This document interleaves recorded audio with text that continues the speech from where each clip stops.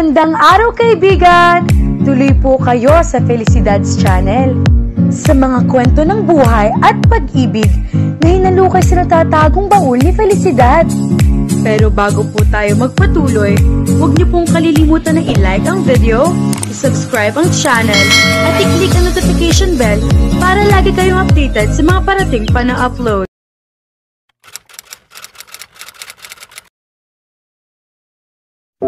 Napapailing siya habang paulit-ulit niyang binabasa ang mensahe sa monitor na kanyang laptop. Achilles. Yes, heart tag for my fiancé. Searching for love.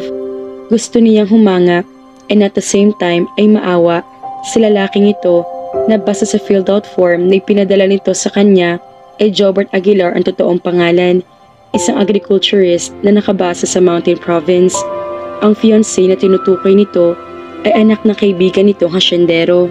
Maraming buwan na niya itong kapalitan ng mensahe sa Searching for Love.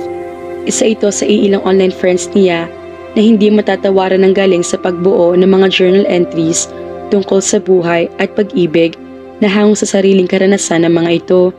Isa si Achilles sa mga miyembro ng Searching for Love community na natutokso siyang sundan at basahin ang bawat paboritong journal entry nito. Maging ang pinakamahal niyang mistress na si Andarta ay paborito rin ito. Ang 5 naunang chatters na pinadalhan niya ng heart key ay plano talaga niyang bigyan. Ang mga ito ang dahilan kung bakit niya binuo ang Searching for Love site. Gusto niyang mapasaya ang mga ito, pero si Achilles ay hindi kasama sa mga iyon. Ang ugnay nila nito ay sa internet lamang, hindi katulad ng mga nauna niyang pinadalhan ng heart key. But he felt the strong urge to send him one of his fiancé. Ang problema, makatulong kaya iyon? Baka siya pa maging dahilan para tuluyang masira ang relasyon ng mga ito. Ayon sa journal entry ni Achilles, matagal nang nanganganib masira ang relasyon nito at ng fiancé nito. Kung hindi lamang sa determinasyon ng lalaki na pigilan iyon, kahit alam nitong mas makabubuti kung hayaan na lamang nitong gumuho iyon, nang sa ganoon ay pareho ng lumaya mga ito. Si Achilles mula sa pag-ibig na ipinaglalaban nito at ang fiancé nito mula sa pagkakakulong sa pag-ibig na iyon, pero ang puso naman nito ay bilanggo ng isang nakaraang pag-ibig na hindi nito magawang pakawalan sa kabila ng mga taong lumipas. Nalaman niya ang lahat ng iyon dahil sa mga journal entries ni Achilles. Tuwing may bagong entry sa Achilles, nakakatanggap siya ng mga mensahe mula kay Andarta. Umiiyak daw ito dahil sa emosyon na kapaloob sa journal entry ni Achilles. It was true. Damang-damang emosyon sa paglalahad ni Achilles ng isang karanasan na kadalasan ay eksena sa pagitan nito at ng fiancé nito. Ilan sa mga natatandaan niyang entry nito ay ang tungkol sa twin heart pendant na ibinigay di umano nito sa babae. Kahit maraming buwan ang lumipas, ay tandang-tanda pa rin niya ang mga talata sa entry ni Achilles. I know her story. I know how she treasures the man who gave her the leaf pendant. I chose to be blind. I love her, and that's all that matters. I took the chance, hoping I could change her feelings. Today, I have given her the twin hearts pendant. She did remove the leaf pendant from her necklace. That made me happy somehow, and my hope rose. But hours later, I saw her crying in silence, kissing the leaf pendant. My heart was torn into pieces, but I won't let go. For now, I'll choose a life of hell for as long as she's beside me. Condemn me for being a fool. I just love her. Love her. Huminga siya ng malalim at muling itinuo ng tingin sa isang linya sa mensahe sa kanya ni Achilles. Heart key para ibigay sa fiancé niya. Gusto nitong bigyan ng 1 linggong kalayaan ang babae sa Cebu, kung saan naroon at nagbalik na ang lalaki nagbigay rito ng leaf pendant. Dahil sa journal entries na mga nauna na niyang binigyan ng heart tag, ay nalantad sa mga miyembro ng Searching for Love Society ang lokasyon ng isla. Kaya alam na ni Achilles na nasa Palawan ng Vera Island. Ideya na accomplice niyang si Andarta na ililihim nila ang tunay na pangalan ng isla. Masakit man ay nais daw na Achilles na malaya makapamili ang babaeng mahal nito sa pagitan nito at ng lalaking iyon. Gagawin ni Achilles iyon para sa sarili dahil pakiramdam daw nito ay lalong bumibigat ang dibdib nito habang papalapit ang araw ng kasal nito sa babae. Naaalala pa niya na abutan niya sa silid na iyak ng iyak ang babaeng pinakamamahal niya habang binabasa nito ang entry ni Achilles. Walang seremonyang pinatay niya ang laptop nito at niyakap ito. Galing siya noon sa 2 araw na biyahe mula sa ibang bansa. Sana, mahal mo din ako gaya ng pagmamahal ni Achilles sa kanyang fiancé. Usal nito habang nakasiksik sa leeg niya mukha nito. He laughed and kissed her so passionately. I love you more than he loves his fiancé, sweetheart. Paan nasasabi niya rito habang pangko niya ito patungo sa kama. Pinatunayan niya sa maraming paraan kung gaano niya ito kamahal. It was already dawn when she naughtily declared she was convinced. Napatingin siya sa monitor nang lumitaw roon ng isang mensahe. Andarta, so, who's next, my handsome knight? Searching for love. I'm thinking, Andarta, how about finding someone for Achilles? Searching for love. Andarta, I miss you. Searching for love. Love you. Andarta, send the heart key to Achilles. Saglit siyang natahimik. Iniisip talaga niya kung tama bang gagawin niya at kung makakatulong siya sa 2 taong iyon. Huminga siya ng malalim. Magiging abala siya sa mga susunod na araw kaya kailangan na niya magdesisyon ngayon. Searching for love. Okay, as you wish. Makalipas ang 1 linggo, tulala si Marthena habang nakaupo sa paborito niyang tumba-tumbang upuan na nasa terrace. Katatapos lamang nila mag-usap ni Tita Janice sa telepono, ang ina ng best friend niyang si Cynthia na ngayon ay nagkukulong na naman sa kwarto at hindi makausap. Inisnab daw ni Cynthia ang psychologist na kaibigan ng Tita Janice. Ganoon din ang counselor na dumating ng nagdaang araw na tutulong sana sa kaibigan niya para malampasan nito ang trauma na dulot na aksidente naging dahilan ng sabay na pagkamatay ng 2 matalik nilang kaibigan na sina Love at Christine. Gabi ng kaarawan ni Cynthia na maganap ang aksidenteng iyon. Hindi siya nakasama sa bar na pinuntahan ng mga ito kahit gusto niya dahil sinumpong siya ng dysmenorrhea. Madaling araw na niya nabalitaan na nasa ospital ang mga kaibigan niya. Dead on the spot si Christine. Dead on arrival sa ospital si Lovey at critical naman ang kondisyon ni Cynthia. Labis niya ay pinagpapasalamat sa Panginoon na sa kabila ng pinsala ni Cynthia ay lumaban ito para mabuhay. Nagkamala ito pagkatapos makomatos ng 4 na araw. Ilang buwan na nakalilipas mula nang ma-discharge si Cynthia ng ospital. Naghilom na mga sugat nito sa katawan, ngunit ang sugat sa damdamin nito na iniwan ng aksidente ay patuloy itong pinapahirapan. Bumuntong hininga siya. Bakit ngayon pa nangyari iyon kung kailang malapit ng kasal nila ni Jobert? Fiancé niya si Jobert. Ito ang trusted agriculturist ng papa niya. Ito rin ang katulong ng ama niya sa pamamahala sa ekta-ektaryang lupain na ipinamana ng lolo niya sa kanyang ama. Naging malapit sila magkaibigan ni Jobert. Napaka-friendly nito at magaang kausap. Kahit broken-hearted siya noon, ay napapatawa siya nito sa mga panis na hirit nito. Hindi naglaon ay pinagkatiwalaan niya ito ng mga sekreto niya. Naikwento niya rito ang tungkol sa sugatang puso niya at sa espesyal na lalaki iniwan niya sa Palawan dahil natakot siya sa banta ng abogadong ama nito. Si Jobert ang naging pinakamalapit na lalaki sa buhay niya. As the year passed, they became inseparable but they remained friends. Alam nito ang buong kwento niya. Hindi lingid dito na hindi siya handa sa isang bagong pag-ibig. Alam nitong isang lalaki lang ang nasa puso niya. Para sa kanya ay panghabang buhay na ang pagkakaibigan nila ni Jobert. Sa gabi ng 23rd birthday niya, that was 2 years ago, sa gitna ng pagkukulitan nila sa garden, habang tinatanglawan sila ng liwanag ng buwan, ay niyakap siya nito. Ang sunod niyang namalayan ay hinahagka na siya nito ng masuyo sa mga labi. Hindi siya tumugon ng halik pero nagpaubaya siya. I love you, Athen.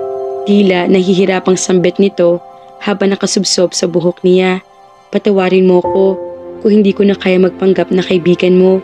I've been fighting this feeling for so long. Hindi ko na kaya. Ilang segundo lumipas na magnistula siyang estatwa sa bisig nito. Hindi niya alam kung anong sasabihin niya dito. Gusto niya si Jobert. Gwapo ito. Dark type. Dahil siguro sa trabaho at higit sa lahat ay gusto ito ng papa niya para sa kanya. Importante sa kanya ang opinyon ng kanyang ama pero hindi siya sigurado kung lalalim pa ang fondness ng damdamin niya para dito. Sa sulok kasi ng puso niya ay may iniingatan siya mga alaala. Hanggang ngayon na ilang taon nang lumipas ay hindi pa rin niya nakakalimutan ang mukha ng lalaki na nakikita niya lagi sa kanyang isip. Si Adriel Alcantara, ang kanyang unang nobyo at unang pag-ibig.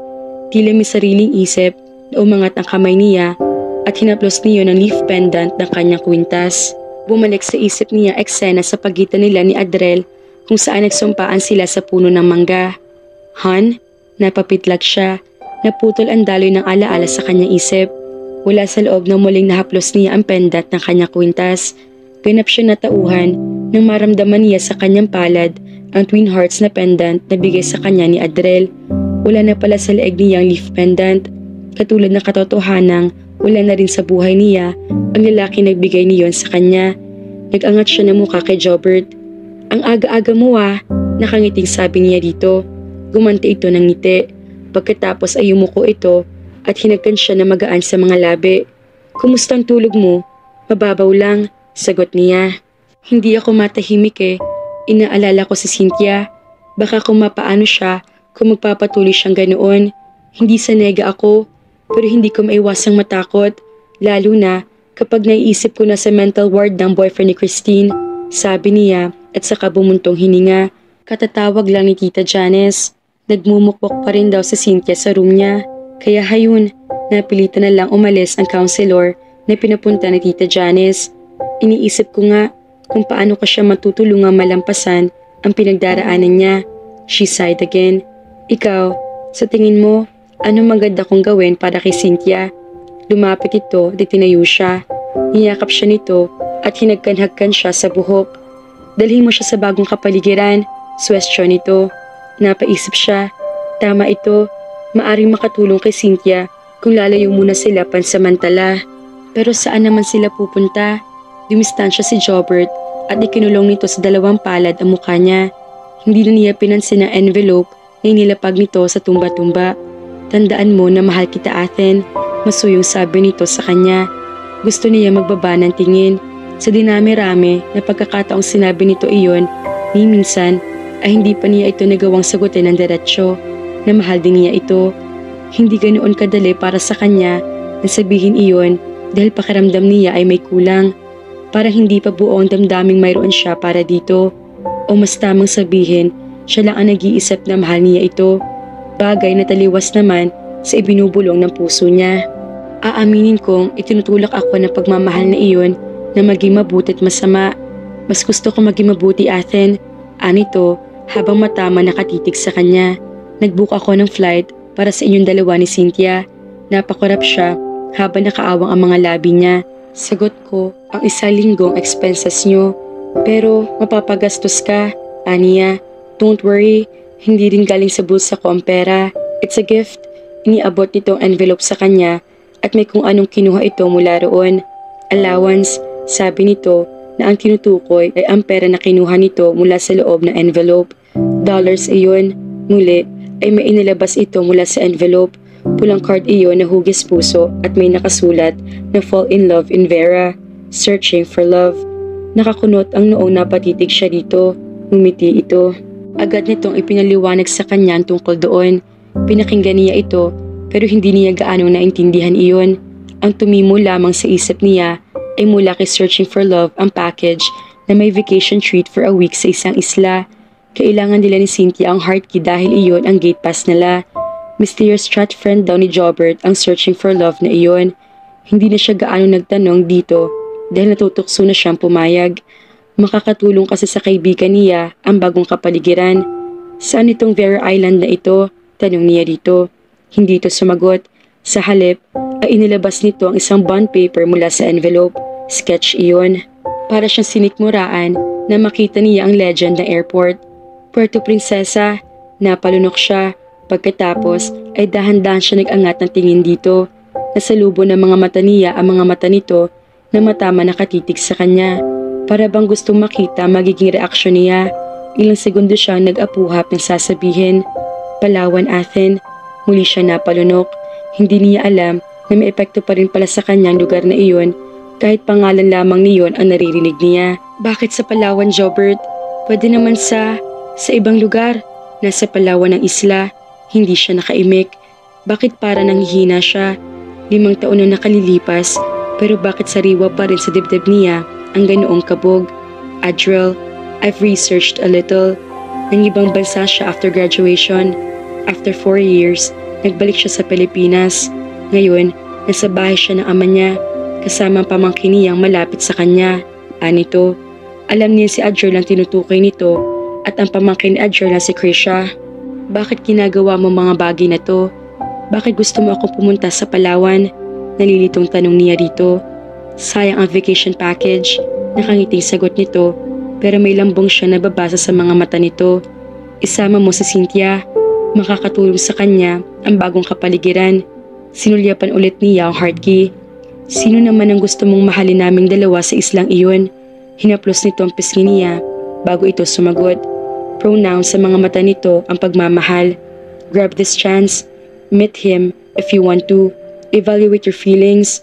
Ako, kaya ko maging pangalawa lang sa puso mo habang buhay, Athen. Basta kasama kita. Pero kung ang kahulugan niyon ay miserableng buhay para sa'yo, mas gusto kong ako na lang ang masaktan. Basta masaya ka lang. Ganoon kita kamahal. Jobert, tanging nasambit niya habang namamasa ang kanyang mga mata. Paano ba niya susuklian ang wagas na pag-ibig nito sa kanya? Paano ba niya maibabalik dito ang pagmamahal na dapat ay matanggap nito? Karapat-dapat ito sa isang tunay na pag-ibig. Pero bakit hindi niya maramdaman sa puso niya ang pag-ibig na katulad na iniaalay nito sa kanya? Huwag kang umiyak, sabi nito na makita na papaluha siya. Puntahan mo si Cynthia. Both of you need some time away from here. You're free for a week. No text and no calls from me. Gawin mong lahat ng gusto mong gawin. Magaan ang tonong sabi nito, pero nararamdaman niya naghihirap ang loob nito. Pagbalik mo after a week, ipamimigay na natin ang wedding invitations. Sige na, puntahan mo si Cynthia. Itinulak pa siya nito para umalis na siya. Pagkatapos sa 5 hakbang, ay nilingon niya ito. Nakangiti ito sa kanya habang sinusundan ang paghakbang niya palayo. Nang nasa bakuran na siya, ay nilingon ulit niya ito. Nakatanaw na ito sa kawalan. Halatang nahulog na sa malalim na pag-iisip. Self-exile, pag-uulit ni Marthena. Nakatingin lamang si Cynthia sa kanya. Nasa anyo nito ang kawalan ng interes. Kailangan mo akong samahan, Cynthia. I need you. Tinitigan siya nito. Sinabi ko na kay Tita Janice ang plano mo. Pumayag na siya. Ang sabi niya, kausapin kita kung gusto mo raw. Hep, magaan niyan tinakpan ng 2 daliri ng mga labi nito ng akmang tututol ito. Gusto mo, okay? I won't take no for an answer. Now, let's pack up. Unahin natin ang mga gamit mo. Pero Athen, shut up, Bunso. Saway niya rito. Bunso ang endearment nila magkakaibigan kay Cynthia dahil ito ang pinakabata sa kanila. Aalis tayo. Period. Nagkabit-balikat na lamang ito. Alam niyang sanay na ito sa kanya. Alam nito kung ipipilit nito ang gusto nito ay handa siyang i-hostage ito, maisama lang niya. Kaya nga paborito siyang anak-anakan ng Tita Janice niya dahil sinusunod siya ni Cynthia. Tulad ngayon, ayaw nito makipag-usap sa lahat pero kapag siyang kumatok sa pinto ay pinagbubuksan siya. Siguro dahil alam nitong kakampi siya nito sa lahat ng pagkakataon. Sasabihin ko sa iyo lahat kapag nasa plane na tayo. Naibok na tayo ni Jobert ng flight kaya kapag tumanggi ka, papatayin kita. Banta niya rito ay kinangiti naman ito. Kanina, habang naglalakad siya papunta sa bahay ng mga ito, ay nag-iisip siya. Siguro nga, dapat niyang gawin iyon, once and for all. Nang malinawan na rin siya at matimbang niya ng husto ang tunay niyang damdamin. Gagawin niya iyon para kay Cynthia at para sa sarili niya. A new environment, siguro nga, kailangan kong lumayo muna. Nakangiti ng mapait na usal nito. Bukang liwayway na, ay tuliro pa rin si Adriel. Nasa ulunan siya ni Krisha sa kama nito at masuyong hinahaplos-saplos niya ang buhok nito. Ilang minuto na itong tulog pero ayaw niya itong iwan.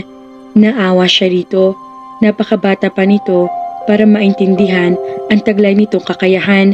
8 taong gulang pa lamang ito. Paano nito maintindihan ang mga pangitain na nakikita nito? Paano nito maintindihan ang kakayahan nito magpagaling ng mga may sakit? Paano nito maintindihan ang pagpapakita rito ng tinatawag nitong best friend na dahilan kung bakit buhay pa siya ngayon. Huminga siya ng malalim. May dahilan ng Panginoon kung bakit si Krisha ang napiling nitong bigyan ng kakayahang iyon. Lagi naman na may dahilan siya, katulad ng mga rason kung bakit nangyayari ang isang kaganapan. I'll take care of you, love. Bulong niya rito kahit hindi siya nito naririnig. Kung minsan, gusto niyang itanong sa kawalan kung bakit kailangan mamatay ng maaga ang mga magulang na pamangkin niya. Kung nasa paligid sana mga ito, mas madali para kay Krisha na maintindihan ang hindi pangkaraniwang pinagdaraanan nito. Iba pa rin kapag may mga magulang na kasama, lalo na sa edad nito. Namatay na si Adela, ang kapatid niyang tumayong ina at ate niya, noong gabing ipinanganak nito si Krisha. That was Christmas, kaya Krisha ang ipinangalan dito ng bayaw niyang si George. 2 months later, namatay naman sa car accident ang bayaw niya. Naiwan sa pader nila si Krisha. Lumaki itong malapit na malapit sa kanya, para siyang ama nito. Sa lahat ng lakad niya, ang gusto nito ay kasama siya. Hanggang nang iwan niya ang bahay nila pagkatapos niya matuklasan ang ginawa ng ama niya sa babaeng pinakamamahal niya, na siyang dahilan pala kung bakit walang paliwanag na hiniwalayan siya nito. Ay sumama pa rin si Krisha sa kanya. Halos 1 taon silang namuhay ng simple sa barangay ng mga katutubo. Ginamit niyang propesyon niya para makatulong sa mga ito. Tinuruan niyang sumulat at bumasa mga bata. Tinuruan din niya ang mga ito na magkaroon ng tiwala sa sarili, sa talento at sa kakayahan na taglay ng bawat tao. Binura niya sa mga isip nito ang paniniwalang kakaiba mga ito sa mga batang nasa lungsod. Ipinaliwanag niya sa pisikal lamang na iiba ang mga ito sa mga batang lungsod. Bukod doon ay pare-pareho na mga ito mga karaniwang bata. May talento, may kakayahan at may karapatang mabuhay ng maayos. Napamahal siya hindi lamang sa mga batang katutubo kung hindi sa buong barangay. Simple man ay masaya siya sa ganoong buhay kung saan walang gulo, walang kamera at walang bodyguards. Kapamilya ang turing ng mga katutubo sa kanila ni Krisha. Subalit nagbago ang lahat nang hindi sinasadyang balantad ang lihim ni Krisha na iniingatan niya mabunyag. Tandang-tanda pa niya ang pangyayaring iyon. Napalabas siyang magtiyo mula sa kubo nila nang marinig nilang tila may komosyon sa labas. May sumisigaw at may tila umiiyak. Nagtatakbuhan ang lahat patungo sa bahay ni Lolo Onofre, ang lider ng mga katutubo. Nakakunot ang noong hinarang niya ang isang babae at itinanong dito kung ano nangyayari. Umiiyak na sumagot ito, ninatake raw sa pusong matanda. Siguro daw ay dahil iyon sa pagod na nagdaang gabi. May pagtitipon at kasiyahan ng mga ito na ayon sa mga ito ay isang pag-aalay para sa magandang ani. May ilan pa mga tagalunsod na bumisita para makitang kasiyahang iyon. Kabilang ilang media men na sa huli niya ay nagdodokumentaryo. Kinarga niya si Krisha at tinungo nila ang bahay ni Lolo Onofre. Naabutan nilang nakahiga ang matanda sa papag. Payapang anyo nito habang wala itong malay. May tumawag na ba ng doktor o sisa niya?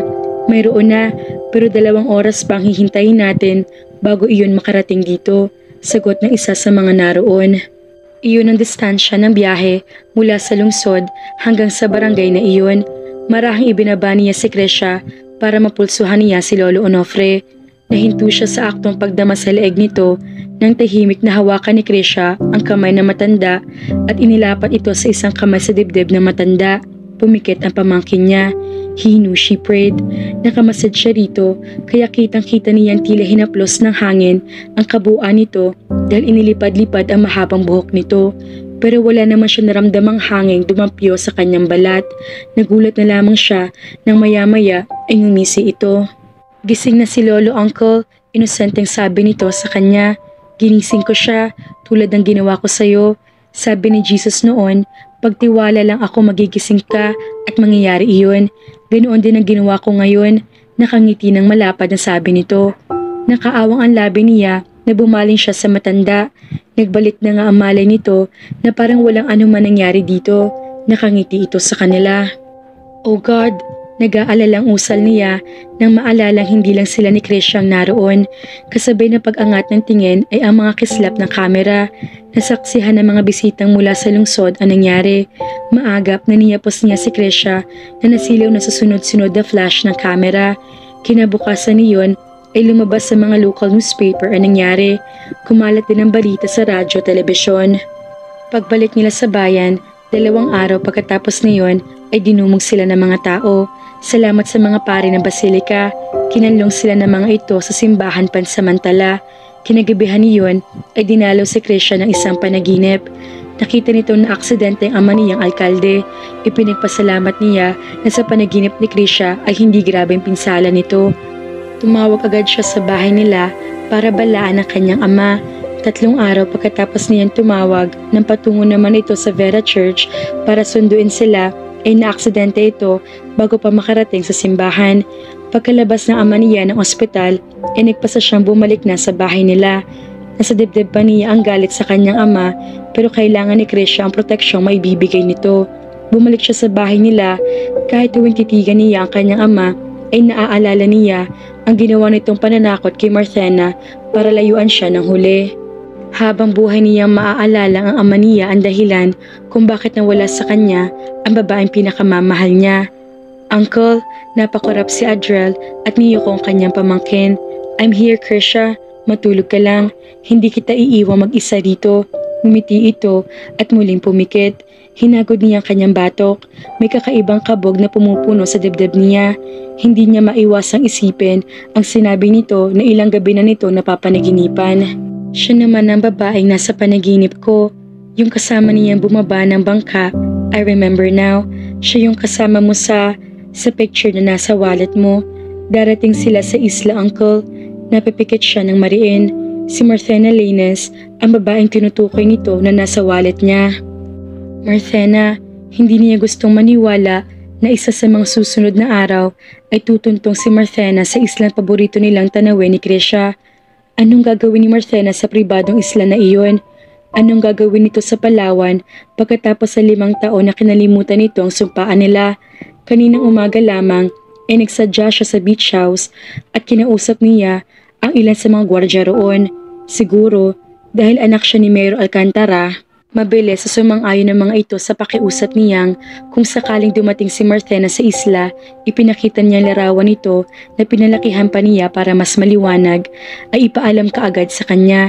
Iniwan niya ang personal number niya sa mga ito. Hindi niya mapigilan ang kakaibang kabog sa dibdib niya. Kung nalaman ng agad niya ang ginawa ng ama niya, ay nakagawa sana siya ng paraan.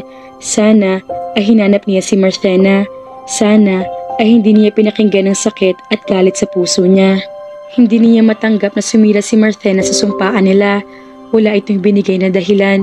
Sinabi lang nito na pagod na ito sa relasyon nila. Hindi na raw nito kaya. Ayaw na siya nito makasama kaya maghiwalay na lamang sila.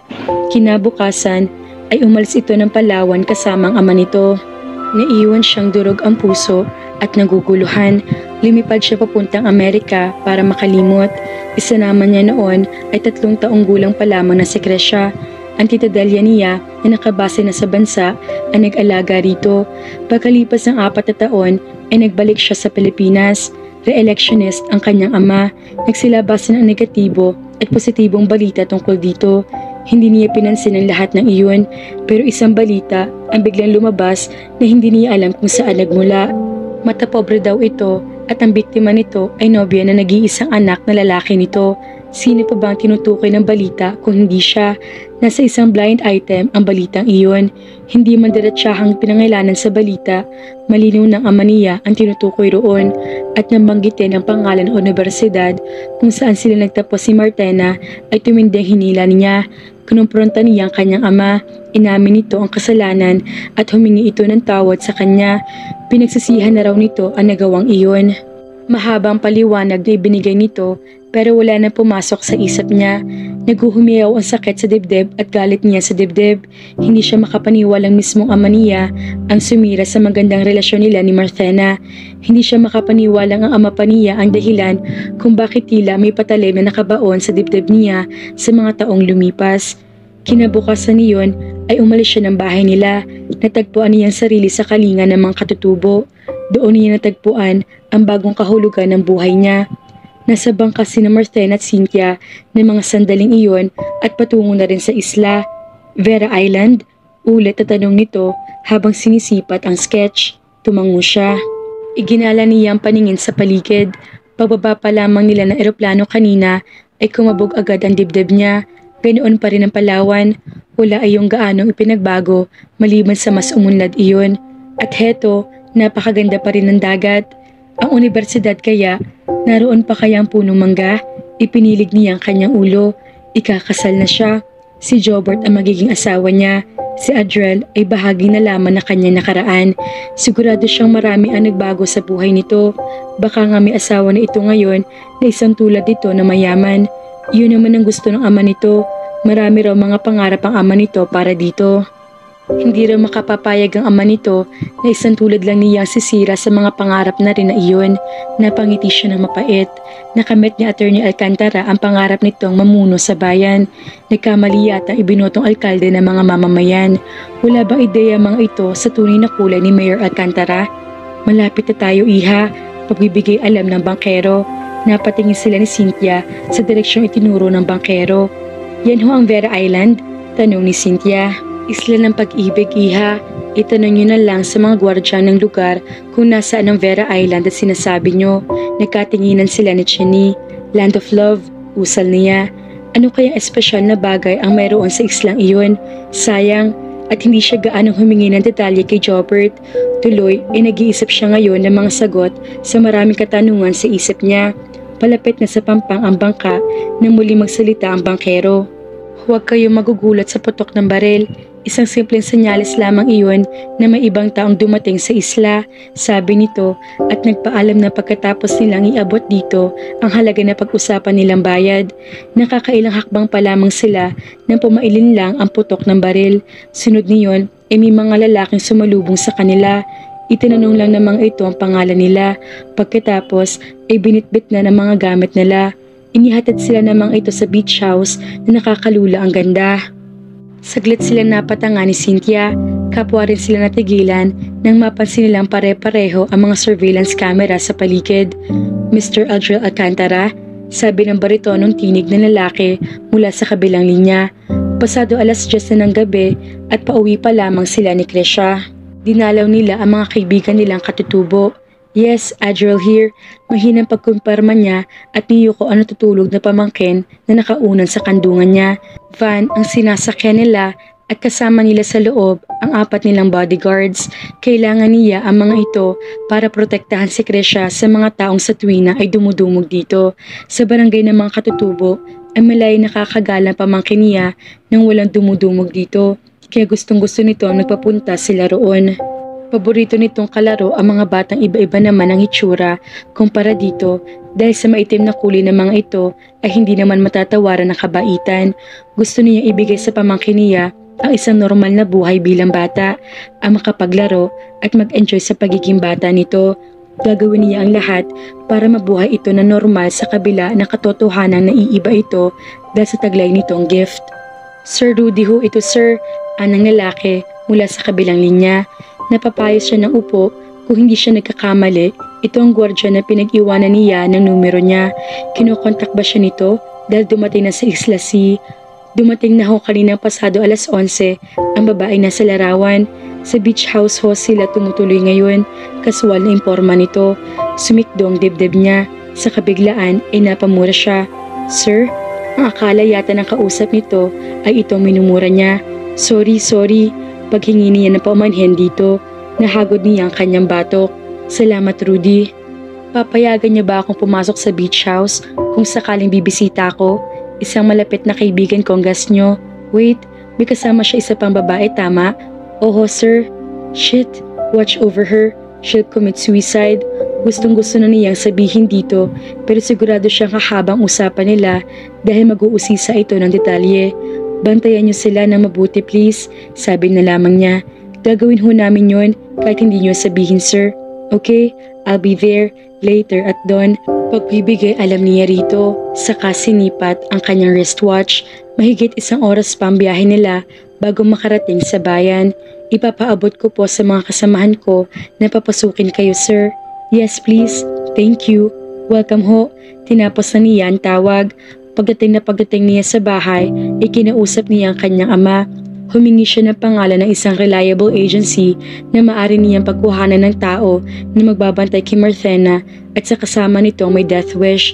Ayon sa nakita ni Krisha sa panaginip nito, pahapyaw na ikinuwento niya sa ama niya ang tungkol sa panaginip ni Krisha. Ipinagdiinan niya magpapakatiwala ang tao ang kailangan niya dahil kasama ng babaeng pagbabantayan niya si Marthena. Gumuhit ang pagkagulat sa anyo ng ama niya. Kapag kuwan, ay huminga ito ng malalim. Hayaan mong bumawi ako sa kasalanan ko sa iyo, iho. Anito, sa tila nahahapong tinig. Sa tingin niya, inadagdagan ng maraming taon ang edad nito. Hindi lingit sa kanya na isang mabuting alkalde ang kanyang ama.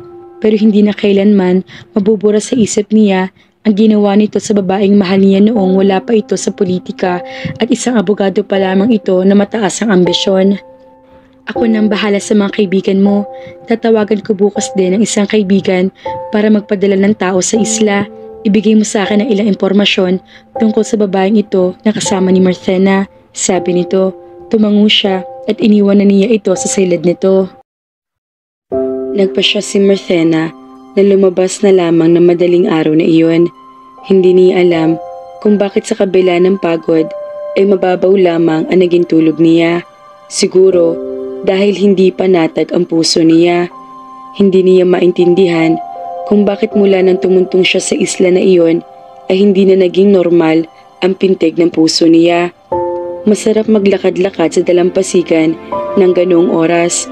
Doon na lang niya gugugulin ang mga natitirang oras niya. Magpapaumaga na siya roon. Sa palagay niya ay mas tahimik siya roon kaysa sa silid niya. Kapag nasa silid niya kasi siya, ay marami siyang naiisip. Kailangan din niyang sumagap ng hangin. Maingat niyang ibinuhol ang puting nightrobe niya. Hinayaan niya nakalugay ang mahabang buhok niya. Kung mapagkakamalan siyang white lady ng mga guards, ay bahala ng mga ito. Basta magpapahangin siya sa labas. Walang ingay na nakalabas siya ng silid. Sinikap niyang huwag makalikha ng tunog ang mga yabag niya habang pababa siya ng hagdan. Ayaw niya magising si Cynthia na ipinagpapasalamat niya nakatulog kahit paano. Sa porch nga lang, alam niyang wala ito sa silid nila dahil ayaw nitong matulog.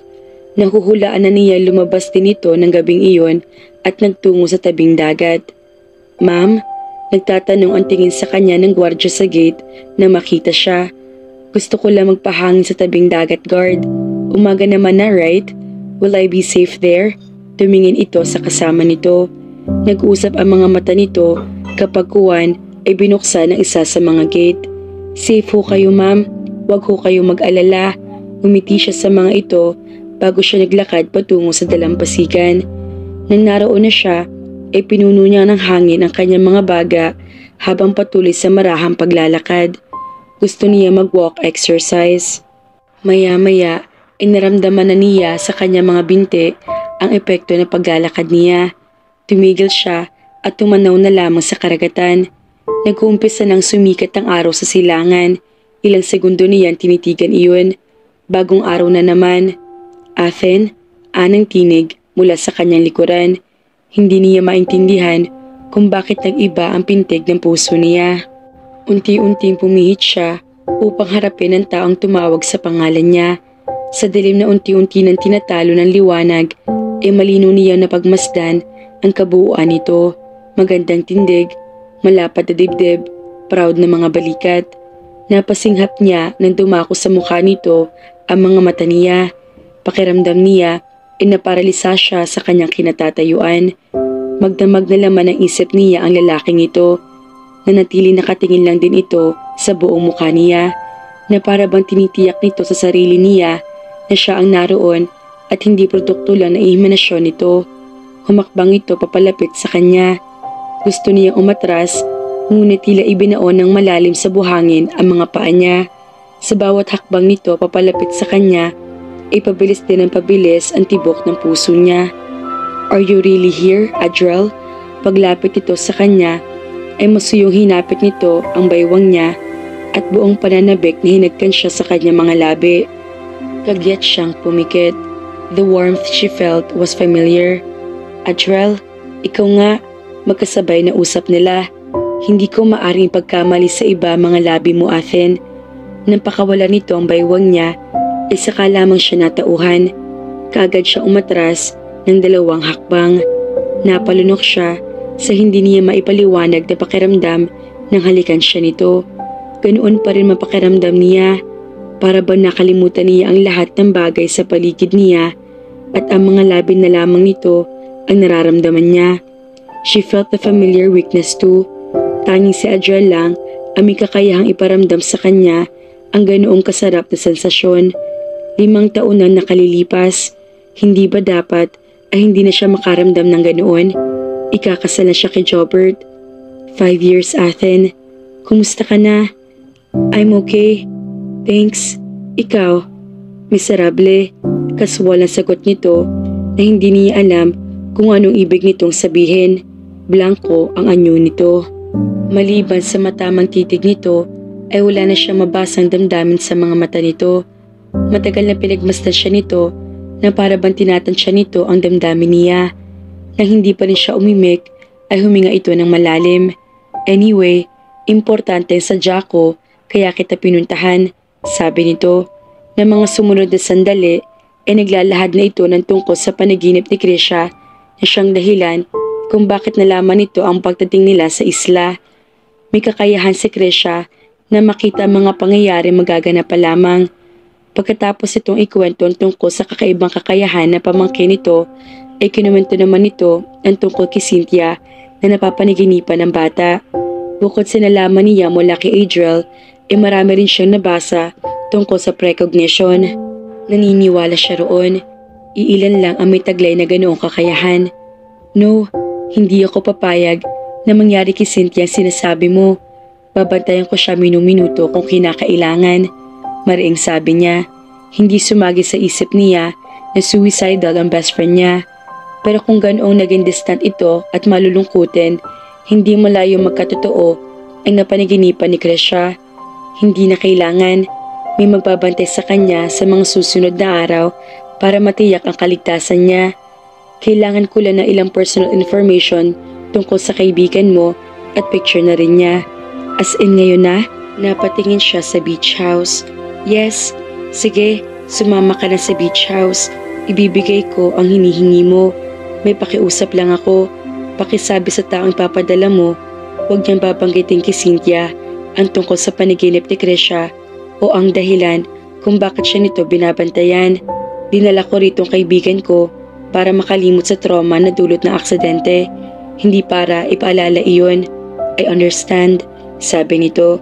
Magkasunod na sila nagtungo sa beach house. Isinulat niya ang impormasyong kailangan nito. Ito lang ang picture ni Cynthia na meron ako, Adriel, sabi niya.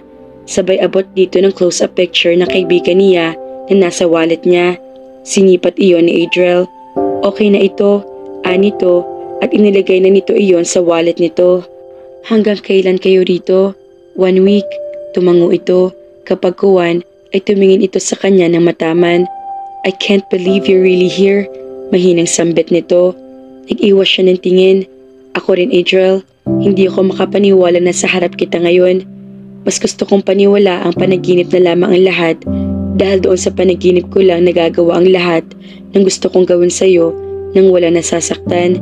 Hindi tulad ngayon. Ilang minuto na siya nakaupo sa kanyang swivel chair at nag-iisip ng malalim. Inasahan na niyang ibibigay ni Achilles sa fiancé nito ang heart key. Ang hindi niya inaasahan ay may isasama pang kaibigan na fiancé nito. Itinawag iyon sa kanya ng mga tao niya sa isla. 2 babae ang guest niya sa beach house. Dahil isang heart key lang ipinadala niya para sa linggong iyon, wala na siyang darating pang bisita. Nagbili na lamang siya sa mga tao niya na bantayan ng mga ito at alalayan sa kung ano mang kailangan ng mga ito. Maari na siyang manahimik at harapin ang isa pang katauhan niya na malayong malayo sa romantikong si Searching for Love. Subalit ginulat niya ng isang tawag kanina lamang. Sa isang maling galaw niya, malalantad sa lahat ang tunay niyang pagkatao. Hindi pa panahon, hindi pa siya tapos sa laro niya, Kaya kailangan niya mag-isip kung paano niya gagawin ng tama ang lahat na hindi siya sasabit. 10 minutes ago, nakausap na niya ang tauhang ipinadala ng taong tumawag sa kanya kanina. Kaagad niyang sinipat ang laman ng sealed envelope. Napakaganda ng babae na sa litrato. She was young, innocent looking, and vulnerable. Ayon sa nakalap niyang impormasyon sa dalaga, unang tingin pa lamang niya sa larawan ay alam na niya ang kanyang gagawin. Napapangiting inabot niya ang telepono sa tabi niya at tinawagan ang taong pakay niya. "Connect me to Mayor Alcantara please," aniya sa babaeng tumanggap sa tawag niya pagkatapos niyang ipakilala ang sarili. Ilang sandali lamang ang lumipas, inasa kabilang linya ng alkalde. Hindi na siya nagpaligoy-ligoy pa. Sinabi niyang wala na itong dapat alalahanin. Ipapadala niya kaagad ang taong kailangan nito. Pero bago niya tinapos ang tawag, humingi siya rito ng isang simpleng pabor. "Go ahead," anang alkalde. Inilahad niya rito ang ilang importanteng detalye. Mataman ito nakinig. Maya-maya ay tumawa ito. "Can I count on you, sir?" "Of course," anito. Tumatawa. "Is that all?" "Yes, thank you." "Okay, as you wish. Isla ng pag-ibig is mine from this very minute." He grinned and put down the phone. Takip silim na ng araw na iyon, inasa dalampasigan pa rin si Marthena. Gusto niyang kutusan ng sarili dahil nantay niya si Adriel ng buong araw. Mula na makita ulit niya ito ng madaling araw na iyon at hinagkan siya nito, ay tila may naramdaman siyang malakas na pwersang humihila sa kanya palapit dito. Tandang-tanda pa niya na ganoon din ang nararamdaman niya noon. Halos itulak niya ang mga kasabayang estudyante sa hagdan. Tumatakbo siya paakyat sa ikatlong palapag ng college building nila. Doon ang unang klase niya. Sa kasamaang palad, 5 minuto na siyang late. May recitation pa naman sila. Unang linggo pala na pasukan nila ay mukhang bad impression na ang ipapakita niya sa instructor nila. Humihingal pa siya nang bumungad siya sa pintuan ng classroom nila. Gusto niya pumikit na mariin nang matuon sa kanya ang tingin ng lahat. Napalunok siya. "Good afternoon, sir." Napangiwing bati niya sa instructor nilang si Mr. Tolentino. Hiyang-hiya siya. Isinusumpa niya ang boring na pelikulang iyon. Kung hindi siya nakatulog sa sala habang nakanood kanina, ay hindi sana siya late ngayon. Itinaas ng instructor nila ang makapal na salamin nito. Formal at tumango ito. "Take your seat." Agad na lumipad ang tingin niya sa pwesto niya. Sa pagkakatanda niya, inasa pagitan iyon ng 2 bakanting upuan. Pero ngayon, ay ang silya na lamang niya ang bakante. Hindi na niya pinansin ang mga bagong mukhang katabi niya. Sa tingin niya, ay mga transferee o kaya irregular students ang mga iyon. Nakaklase lamang nila sa subject na iyon. Pinaypaya niya ang sarili. Nag-roll call pala si Mr. Tolentino. Mabuti na lang at hindi pa natatawag ang pangalan niya. Kung hindi, ay baka namarkahan na siyang absent ng araw na iyon. Bumalik na sa normal ang pahinga niya nang simula ni Mr. Tolentino ang pagtawag sa mga estudyante para maglahad na natutuhan sa nakalipas sa semester. Siyempre, pwede na naman ang mga genius niyang kaklase sa literature. Sa anyo ni Mr. Tolentino ay mukha naman nasiyahan ito sa mga sagot na kaklase niya. Random questions naman ang sunod na ginawa nito. Gamit ang mahabang stick, basta na lang nitong itinuturo ang estudyante na gusto nitong sumagot sa tanong niya. Mataman siya nakinig. Unang 3 tanong, alam niyang sagot, pero hindi siya natawag. Ngunit sa pang-4 na tanong, sa malas ay hindi niya maalala ang titulo ng kwento kung saan binanggit nito ang main characters at ang moral lesson, at siyang tinawag nito. Sir, it's..." Naudlot ng pagbibigay niya ng hulang sagot nang may kung anong bagay na laglag sa tabi niya sa upuan. Napatingin siya roon. "Sorry," sabi nito nang pagtinginan din ng mga kaklase nila at ni Mr. Tolentino ang nalaglag na libro. Pinulot nito iyon at umayos ng upo. Doon niya napansin ang munting papel na ipinatong nito sa armrest ng upuan nito. Nakasulat doon ang hindi niya maalalang sagot sa tanong ni Mr. Tolentino. "Stop making interruptions, Mr. Alcantara," maotoridad na sabi ni Mr. Tolentino. Nagkamot sa ulo ang katabi niyang tinawag ni Mr. Tolentino. "Sorry, Ninong, sir," sabi nito. Ibinalik ni Mr. Tolentino ang tingin sa kanya. Inulit nito ang tanong. "The necklace, sir." "Good. Next, lumibot ang mga mata nito at tinawag ang kaklase nila na kapwesto sa harap. Napabuga siya ng hangin pagkaupo. Salamat sa katabi niya, hindi siya napahiya. Sinulya pa niya ito. Saka lamang niya napansin ang hitsura nito. He was the bad boy type. Shaggy ang buhok, may bigot at balbas. Parang ilang buwan hindi ito nag-shave. Kaswalang tumingin ito sa kanya. Mischievous ang paggalaw ng sulok ng mga labi nito na tila sinasabi nito may utang siya dito dahil sa pagtulong nito sa kanya. Pero na magtama mga paningin nila ay lihim na nahigit niya ang kanyang hininga. Napakaamon ng mga mata nito, taliwas sa anyo nito. Mr. Alcantara, tawag ni Mr. Tolentino rito. Bigla ito napatayo. Pardon sir, dahil sa titigan nila ay para hindi rin nito narinig ang tanong ni Mr. Tolentino. Inulit ni Mr. Tolentino ang tanong dito. Humahanga na pamaang siya rito ng dire-diretsyo nitong inilahad ang sagot. Smart ka pala ha, wala sa itsura, sa isip-isip niya. Nagbigay ng follow-up question si Mr. Tolentino at nasagot ulit nito. Sa tingin niya ay umabot ng 3 minuto ang sagutan ng dalawa bago ngumiti ang instructor nila. Very good. Pagtatapos ni Mr. Tolentino, kaswal na bumalik sa pagkakaupo ang katabi niya na parang walang anuman ang pinapakita nitong kaismartehan. Pinagtinginan ito ng mga kaklase nilang babae. Tila nakahanap ang mga ito ng target at hindi nga siya nagkamali. Pagkatapos ng klase, dinumog ito ng mga kaklase nilang babae. Napansin niya mga bagong mukhang lumapit dito. May naghihingi ng papel, may naghihiram ng ballpen at may nagtanong ng cellphone number. Napailing na lamang siya.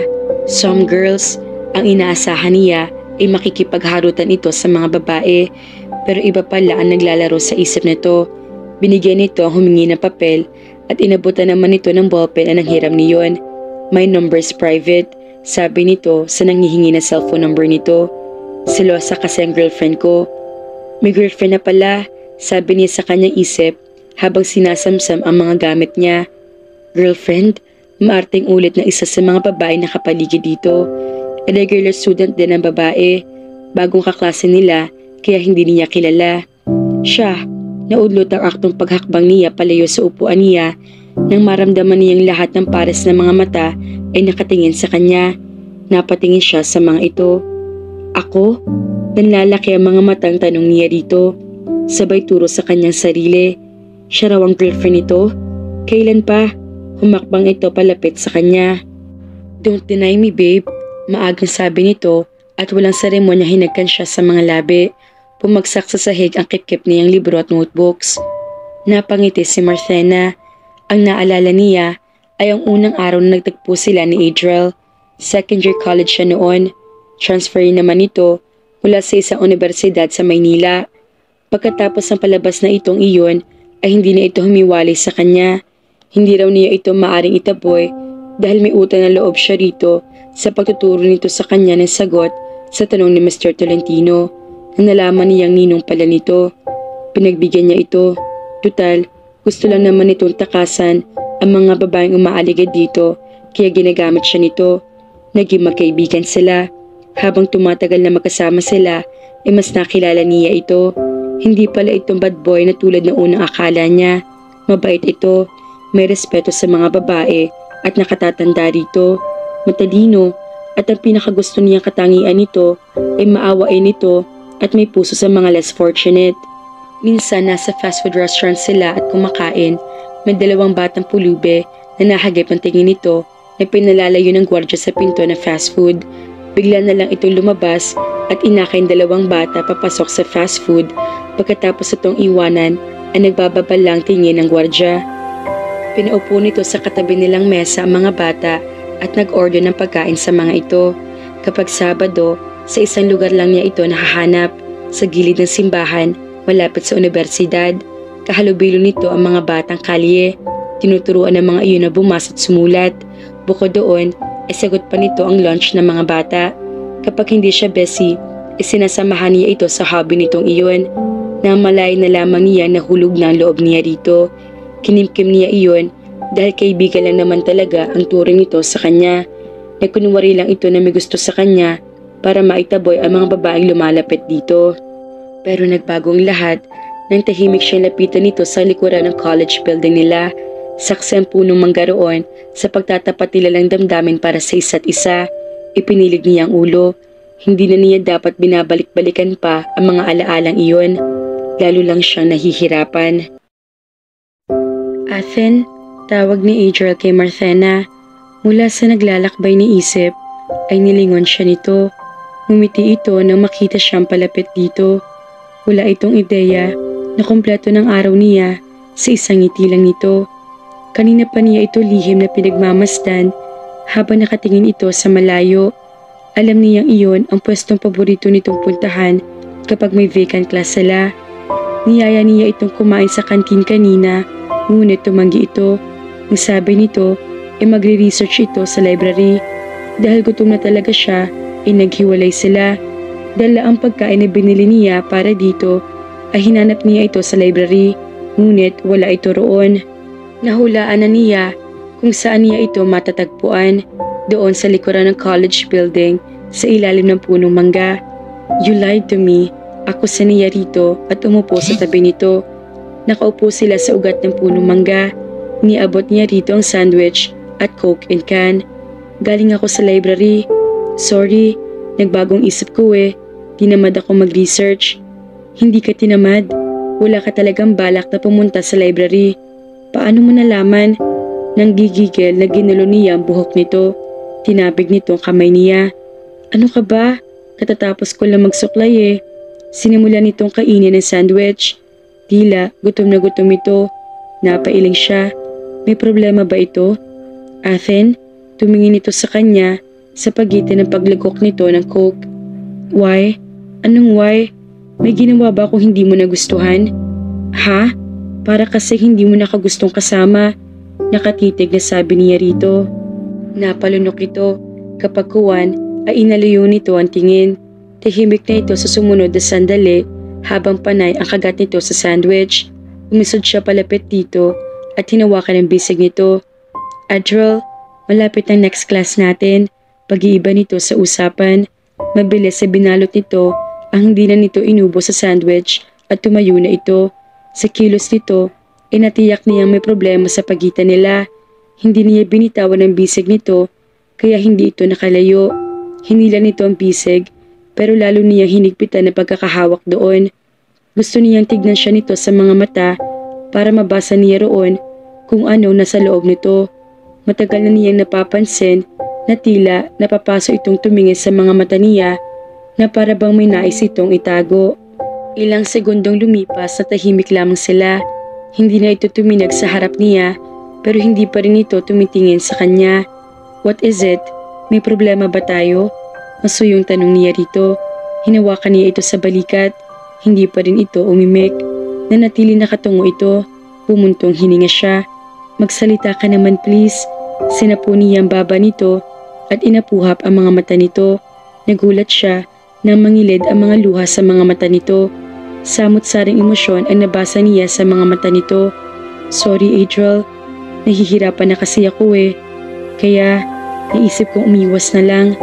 Hindi ko maintindihan, nalilitong sabi niya. Binubuhay ng dandamin sa mga mata nito ang pag-asa sa dibdib niya pero hindi siya sigurado kung ang naiisip nga niya ang pinoproblema nito. Mahal kita Adriel, wari huminto ang pintig ng puso niya. Bago ay nito masintang ang karugtong na sinabi nito ay kinulong na niya ito sa mga bisig niya at masuyong inangkin ang mga labi nito. Hinayaan niyang lumayang damdaming matagal na niyang sinisikil sa takot na baka walang katugon niyon at lumayo lamang ito sa kanya. I love you too, Athen. I love you so much. Ipiniling ni Adriel ang ulo para putulin ang pagdaloy ng alaala sa kanyang isip. Nagbalik sa isip niya ang nakaraan dahil sa babaeng kanina pa niya pinagmamasdan ng lihim. Nasa dalampasigan si Marthena at nakatanaw sa malayo. Siya bang iniisip nito tulad noon? Napangiti siya ng mapait. Ang Marthena na pinagmamasdan niya ngayon ay hindi na ang babaeng mahal na mahal siya noon. Napakalayo na nito sa kanya. Guarded na mga kilos nito at tila laging gusto nito maglagay ng harang sa pagitan nila kapag lumalapit siya dito. Hindi na siya nito mahal. Iyon ay dahil sa pakikialam ng kanyang ama. Nabuhay na naman ang sakit sa dibdib niya. Huminga siya ng malalim. Hindi pa rin niya kayang kontrahin ang kanyang sarili. Nilapitan niya si Marthena.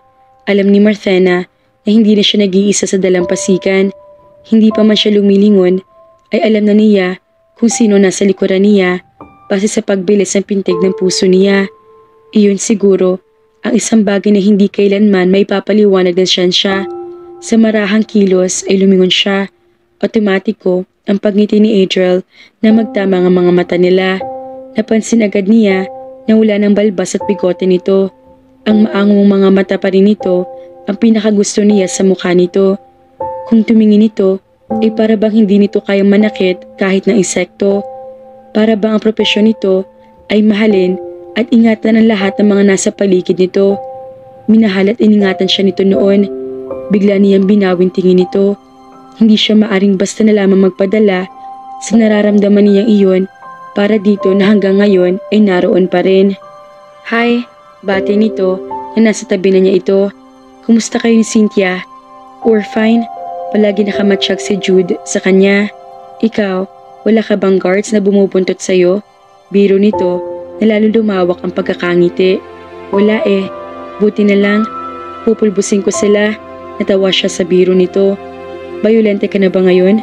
Ang bait-bait mo dati ah. Os? Paano ako naging mabait? Nakaarkong isang kilay na tanong nito. Tila hindi ito kumbinsido sa sinabi niya. Sus, pinapakain mo nga at tinuturuan bumasa at sumulat yung mga pulube. Iniuwi mo pa nga yung nakita mong sugat ang pusa sa daan eh. At yung ibon na injured ang pakpak at hindi makalipad. Kung naaalala mo, ay ginamot mo pa nga ang betadine, diba? Tapos yung nahinto siya sa kanyang litanya na mapansin niya nag-ibang ngiti nito habang titig na titig sa mga mata niya. Noon lang niya napagtanto kung gaano kadaling lumabas mula sa bibig niya ang mga sinasabi niya tungkol dito. Naaalala mo pa pala ang lahat ng iyon. Hindi iyon tanong kung hindi deklarasyon. Napalunok siya. Ano bang sasabihin niya? Gayong tama ito. Inalayo niya ang tingin dito. Ano palang ginagawa mo dito? Pag-iiba niya ng usapan. Sa dagat siya nakatingin. Namamasyal lang. Simpleng sagot nito at inilibot nito ang tingin sa paligid. Nagdala ko ng turon. Iniwan ko sa beach house.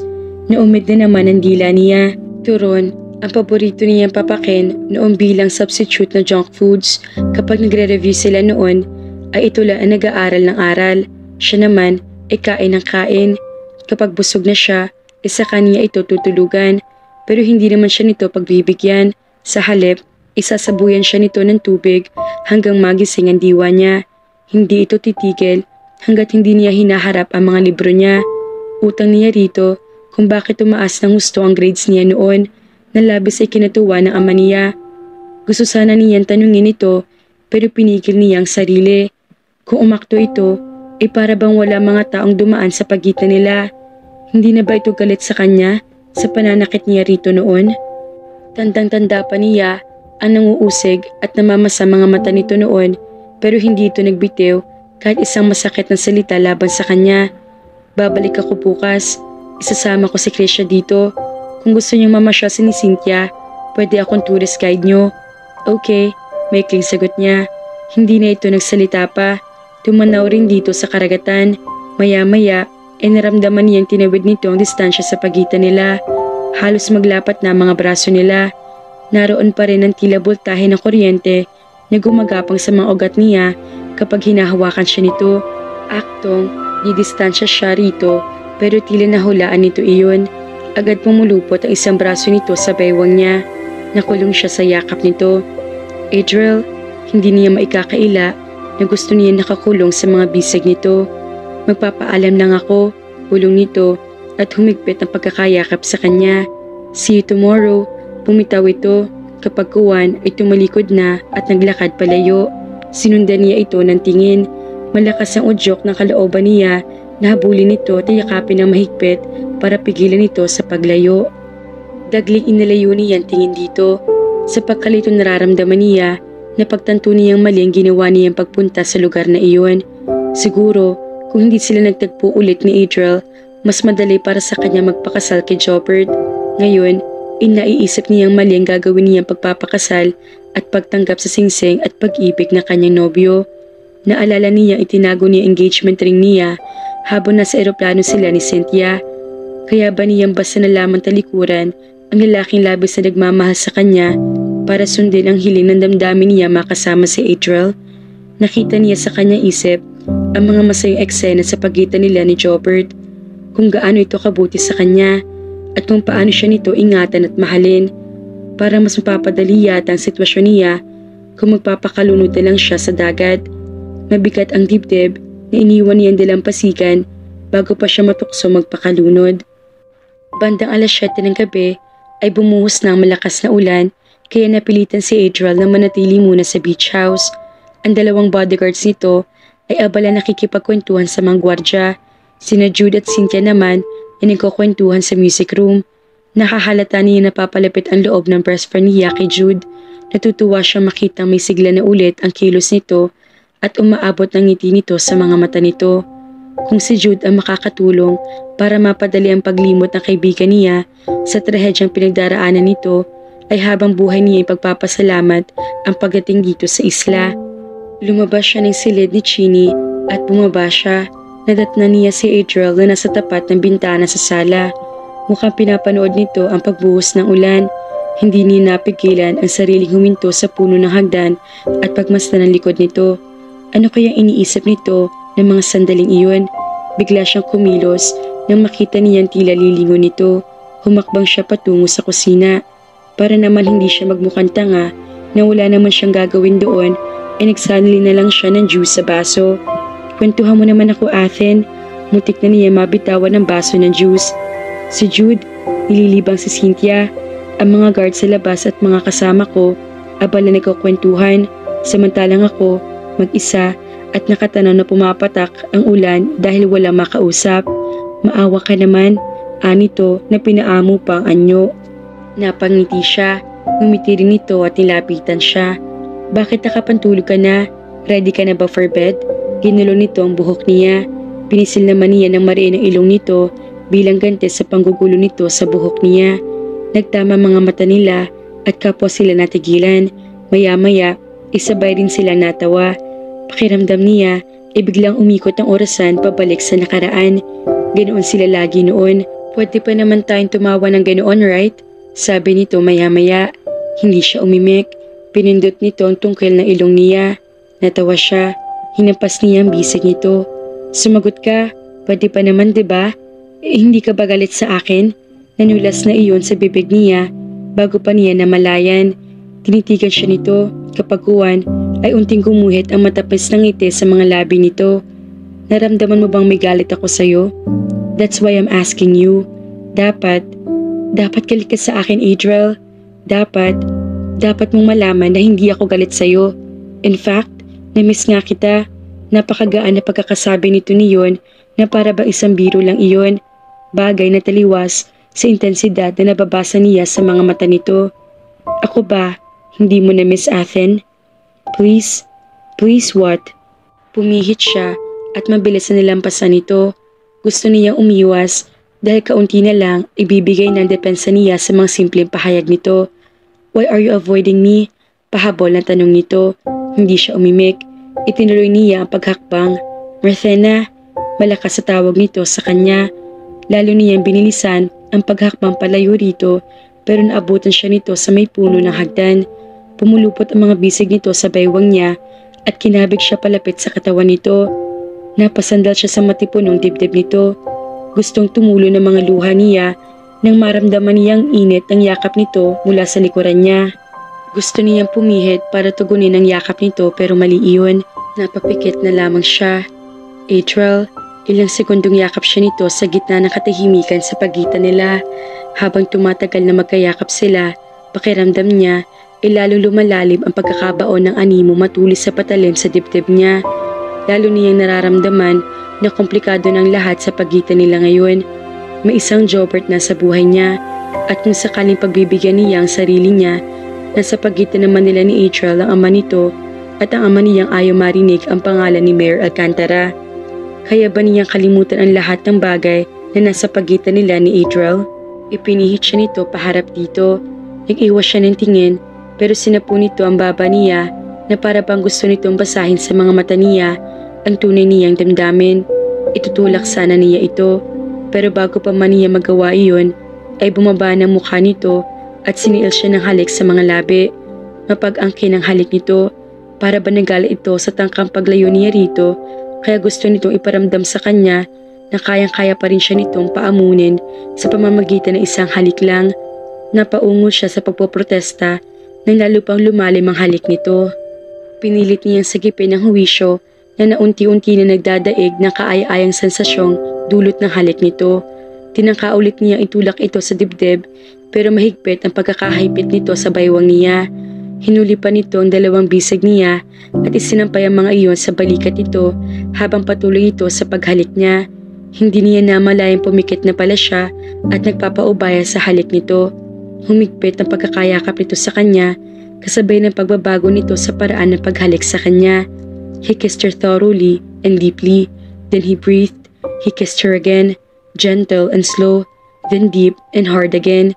Ganoon siya nito hagka noon kapag gusto nitong tunawin ang galit o tampo niya. Hindi ito titigil hanggat hindi siya tumutugon. Alam pa rin pala nito ang sorry kiss nila. Iyon ang tawag nila sa halik na iyon. Kapag ito naman ang nagtatampo noon, ay ganoon din ang paghalik niya rito. Hindi na niya kailangan mag-sorry dito dahil alam na nitong iyon ang mensahe niya. Yayakapin na lamang siya nito at bubulo ng I love you baby. Bago po niya mamalayan, ay pumaikot na sa leeg nito ang bisig niya at tumutugon na siya sa halik nito. Tila, iyon lamang hinihintay nito dahil maya-maya lamang ay naging masuyo na ang paghalik nito sa kanya. Pagkatapos sa mahabang halik ay bumitaw ito. Ikinulong nito sa mga palad nito ang kanyang muka at saka siya pinakatitigan. Adriel, gusto niya sabihin dito, ikakasal na siya, pero nagbagong isip niya dahil sa nabasa niyang damdamin sa mga mata nito. Nang muling dumampi ang mga labi nito sa mga labi niya, ay nakalimutan niyang sasabihin sana niya rito tungkol sa nakataktang kasal nila ni Jobert. But all she wanted was to stay in Palawan, stay in Adriel's arms while responding to his kisses. Nag-aayos si Marthena sa silid nila ni Cynthia sa beach house nang maabutan siya nito roon. Bakit hindi mo sinabing ikakasal ka na? Namimilog ang mga mata na tanong nito sa kanya. Sinabi na niya rito kanina na nasa kusina ito na sasama siya kina Adriel at Krisha. Gusto ng una na mamasyal sila. Ihahatid daw muna nito sa bahay ang bata bago sila tutuloy sa lakad nila. Niyaya niya si Cynthia pero tumanggi ito. Gusto raw nitong manatili sa beach house kasama si Jude. Nagbago ng isip ko Cynthia, aniya sa mababang tinig. Sasabihin ko na dapat na ikakasal na ako. Pero ewan ko ba kung bakit hindi ko iyon nasabi. Ano nagpabago ng isip mo? Inilapat niya sa tapat ng puso niya ang kamay niya. Pumalatak ito. Gusto ko siyang makasama. Kung hindi na talaga pwede ang habang buhay, kahit ang mga natitirang araw na lang natin dito. I realized na pinaniwala ko lang ang sarili ko na hindi ko na siya mahal at si Jobert na ang nasa puso ko. Pero ang totoo, mahal ko pa rin siya at hindi kailanman nagbagong damdamin ko sa kanya Cynthia. Napangiwi ito. Komplikasyon ang tawag dyan. Paano si Jobert? Ang papa mo, si Mayor Alcantara, at ang hindi ko alam at hindi ko gustong isipin Cynthia. Putol niya sa sinasabi nito. Tapusin na lang muna natin ang natitira mga araw ng bakasyon natin dito. Saka ko naiisipin ang lahat kapag aalis na tayo. All I want now is to be with him. Bumuntong hininga ito. Masama ba akong babae dahil doon friend? Tanong niya rito habang nangingilid ang mga luha sa kanyang mga mata. Ayokong saktan si Jobert at ayokong suwayin si Papa. Pero hindi ko pa rin masupil ang damdamin ko. Agad niyang pinahid ang mga luha na pumatak sa kanyang mga pisngi. Paano si Mayor? Hindi ko alam. Bahala na. Bumuntong hininga ito. Umisot ito sa tabi niya at hinagod-hagod ang likod niya. Nandito lang ako sa tabi mo, Athen. Ano man ang desisyon mo, susuportahan kita. Tumango siya at niyakap ito. Maya-maya pa ay kumakatok na si Adriel sa pinto nila para sunduin siya. Huminga siya ng malalim. Pagkatapos ay binitbit na niya ang kanyang bag. Pinagbuksan niya si Adriel ng pinto. Ready? Nakangiting tanong nito. Titig na titig sa mga mata niya. Tumango siya. Sumilip ito sa silid. Ayaw mo talagang sumama sa amin? Nakangiting tanong nito kay Cynthia. Mas gusto ko magpahinga buong araw. Nakangiti ring sagot nito. Okay, anito. At kinabig ng pinto pasara na makalabas na siya ng silid. Hinawakan nitong isang kamay niya at iginiya siya pababa ng hagdan. Nasa gitna na sila ng hagdan nang tumigil ito tumingin sa kanya. The next thing she knew, he had her pinned down on the handrail and he was kissing her on the lips. I missed you, bulong nito sa tapat ng tenga niya at saka ulit siya siniel ng halik sa mga labi. At mula sa mga labi ay dinampian nito ng halik ang tungkil ng kanyang ilong, pataas sa noo niya hanggang sa tuktok ng ulo niya. Same shampoo, komento nito, saka siya hinagkan sa buhok. You too, sabi naman niya habang nakatikit sa baba nito ang ulo niya. Same cologne, natawa ito na magaan. Gumwapo lang ako, pero ako pa rin to. Ang yabang mo pa rin, Adriel, natawang kinurot niya ito sa tagiliran. And you still sting like a scorpion. Itinaas pa nitong kamay niya na ginamit niyang pangkurot dito. Hindi ka pa rin nagpapahaba ng kuko? Sisimulan ko bukas para sa balat mo na kukurutin ko. Ginulo nito ang buhok niya. Nagkatawanan sila. Hindi nga nagbago sa Adriel. Ang mga kilos nito ay tulad pa rin noon. Ang pintig kaya ng puso nito ay hindi rin nagbago. Pero nagbago man iyon o hindi, hindi na mahalaga. Hindi na madudugtungan ang relasyon nila. Ayaw sa kanya ng ama nito. Tandang-tanda pa niya ang eksena 5 taon na nakalilipas. Nagtatakang napatingin si Marthena sa kotseng pumarada sa tapat niya. Nasa tapat siya ng exit ng universidad at hinihintay ang kaibigan niyang si Juvie. Magkasama sila nito sa apartment at dahil may kotse ito, ay madalas siyang isinasabay nito kapag hindi siya naihahatid ni Adriel sa eskwelahan. Umuwi ng maagang nobyo niya dahil nilalagnat daw si Krisha. Sasama sana siya rito pero hindi ito pumayag. Simula na kasi ng final exams nila bukas at ang gusto nito ay umuwi na siya para makapagpahinga na. Mag-aaral daw sila hanggang madaling araw kaya huwag daw siyang magpagod. Pupuntahan daw siya nito sa bahay at sabay sila mag-aaral. Routine na nila iyon tuwing may major exams. Natigilan siya na makita niyang pamilyar na sasakyan. Isa iyon sa mga sasakyan sa garahe ni na Adriel. Ilang beses na siya nitong isinama sa bahay ng mga ito kaya natatandaan niya ang kotse. Hindi na siya nagulat na makilala niya ang bumaba mula sa tinted na salamin sa backseat, si Attorney Anacito Alcantara, ang ama ni Adriel. Hindi man ito lantara nagpapakita ng disgusto sa kanya, ay nararamdaman niyang hindi siya nito gusto sa anak nito. Kinakabahang napalunok siya. Good evening ho, Tito Anacito, bati niya rito. Alanganin ang kanyang ngiti. Tumango ito. Nakangiti ito, pero kulang ng emosyon. Pinuon parating tugon nito sa pagbati niya. Sa ilang pagkakataong dinala siya ni Adriel sa bahay ng mga ito at nagpang-abot sila ng abogada. Kumilos ito at binuksan ang isang pinto sa backseat. Pumasok ka, Iha. Let's dine together. May importante akong sasabihin sa'yo. Anito. Nagtataka man ay tumalima siya. Maingat siyang umupo sa tabi nito. Agad nitong isinara ang pinto at inutusan nito ang driver na dalhin sila sa isang kilalang restaurant. Pilit niyang ipinanatag ang sarili. Hindi niya maintindihan kung bakit ibang pakiramdam niya ng gabing iyon. Parang may hindi magandang mangyayari. Ipinilig niyang ulo para iwaglit ang nararamdaman niyang iyon. Napapidlag siya sa message alert tone ng cellphone niya. Kinapa niya iyon sa kanyang bulsa. Si Juvie ang nag-text. Itinatanong nito kung nasaan na siya. Nag-text back siya para sabihin ditong huwag na siyang hintayin nito dahil may importante siyang pupuntahan. Habang tumatagal ang biyahe nila, lalo siyang kinakabahan. Idagdag pang nakakabingi ang katahimikan sa loob ng sasakyan. Gustong-gusto na niyang sabihin sa driver na mag-music nang sa ganoon ay maibsan ang tensyon na nararamdaman niya. Ano kayang importanteng sasabihin sa kanya ni Attorney Alcantara?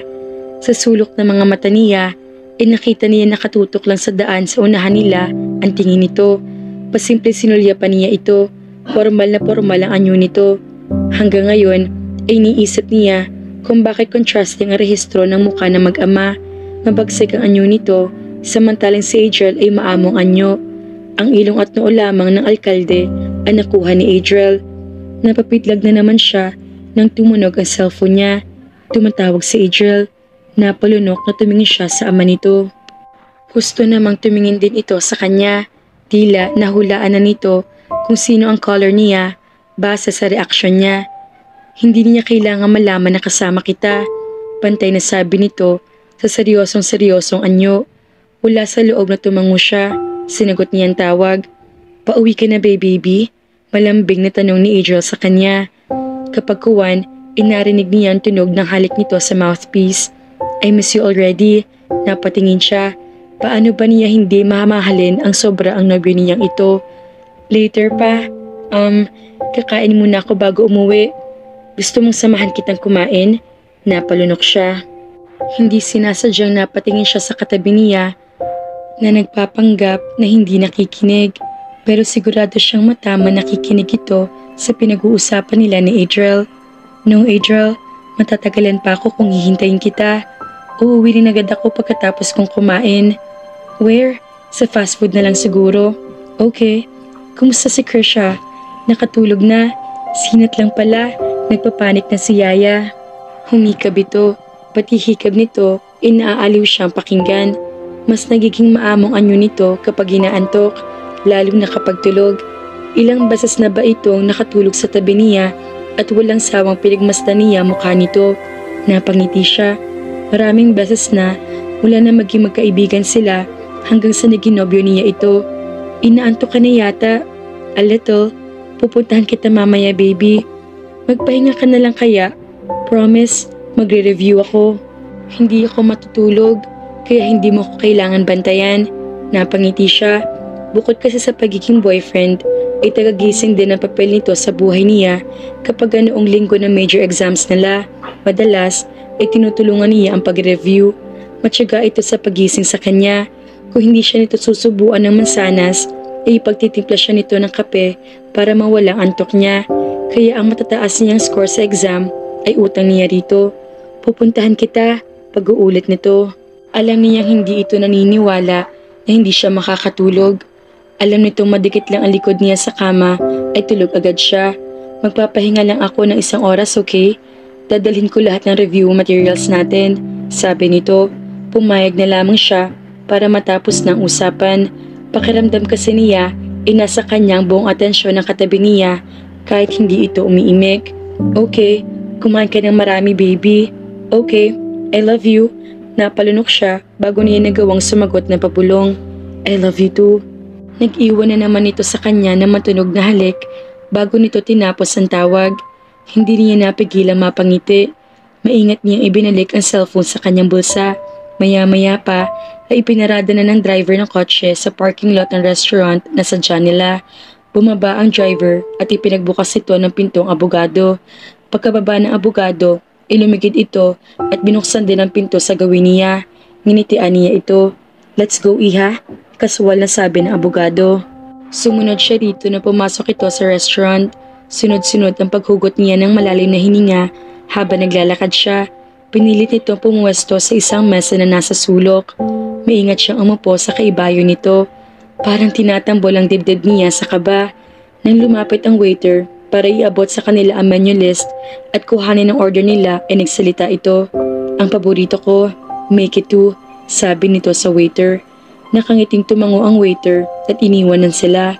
Tahimik na tahimik pa rin ito. Nang dumating ang orders nila, ay saka lamang ito nagsimula magsalita. Puro tungkol kay Adriel ang sinasabi nito. Matalino raw si Adriel, mabait, pusilak ang puso, at marami pa itong sinabi magandang katangian na alam na niya. Mataas daw ang pangarap nito para kay Adriel. Humaba ng humaba mga sinasabi nito habang kumakain sila. Nang matapos na sila sa pagkain, ay siya naman ang tinanong nito ng mga pangarap niya at plano niya pagkatapos ng graduation. Pinakinggan din siya nito. Tapos na siyang kumain nang sabihin nitong isang bagay na nagpakunot ng noon niya. Plano raw ni Adriel na mag-aral ng law sa ibang bansa. Walang nababanggit sa kanya ang nobyo niya tungkol doon. Ang alam niya ay passion nito ang pagtuturo Kaya nga tulad niya ay future teacher din ito. He's living after graduation. Pagkumpirma nito nang manahimik siya, hindi niya napigilan ang sarili niyang sumagot. Wala naman ho siya nababanggit na aalis siya. Aalis siya, Marthena, at walang anuman o sino man ang makakapigil sa nakatakda niyang pag-alis, mariing sabi niya rito. Napatitig siya rito, nakatiim ang mga bagang nito at kung may anong damdamin siyang nabasa sa mga mata nito na hindi niya matukoy kung ano. Kahit ikaw pa, ang pantay nitong idinugtong na nagdulot sa kanya ng isang realisasyon. Hindi si Adriel ang may gustong umalis ng bansa kung hindi ito mismo. May kutob siyang hindi pa alam na nobyo niya ang plano nito.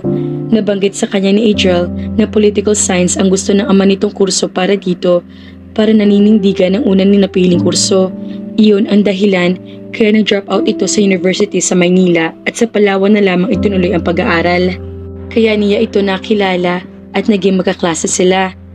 Kayo ang may gustong umalis siya, mahinang sambit niya, para nahuhulaan na niya ang talagang pakay nito kung bakit siya kinakausap nito ngayon. Inignora niya ang bumabangong sakit sa dibdib niya. Ngayon niya lubos na naiintindihan ang malamig na trato nito sa kanya mula pa noong unang gabing pinakilala siya dito kay Adriel. Nag-iisang anak ko na lang si Adriel ngayon, Marthena. He's my only heir. Gagawin kong lahat para sumunod siya sa yapa ko. Isang araw, hahawakan ko ang bayang ito. Iyon din ang gusto kong landas sa tahaki niya bilang tagapagmana ko. Mapait siyang napalunok.